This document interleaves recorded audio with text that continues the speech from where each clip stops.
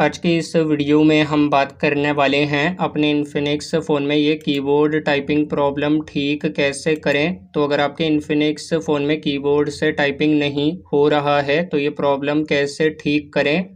तो इसके लिए आप अपने इन्फिनिक्स फ़ोन में सेटिंग्स ओपन करिए। फ़ोन की सेटिंग में आने के बाद नीचे आइए।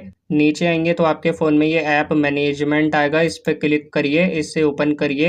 ऐप मैनेजमेंट में आने के बाद ऊपर आएगा ये ऐप लिस्ट, इस पर क्लिक करिए।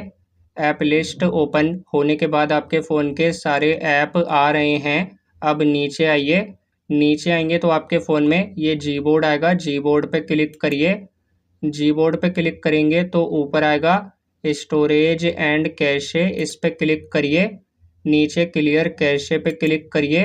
नीचे अब आएगा लेफ्ट में क्लियर स्टोरेज, इस पे क्लिक करिए, ओके करिए। तो ये करने से कोई डेटा डिलीट रीसेट नहीं होता है। तो अब बैक आइए। अब बैक आने के बाद अपने फ़ोन में सेटिंग में नीचे आइए, सिस्टम आएगा, इस पे क्लिक करिए। ऊपर आएगा लैंग्वेजेस एंड इनपुट, इस पे क्लिक करिए। ऑन स्क्रीन कीबोर्ड पे क्लिक करिए। यहाँ पे अगर आपका जीबोर्ड बंद है तो ये जीबोर्ड ऑन करिए।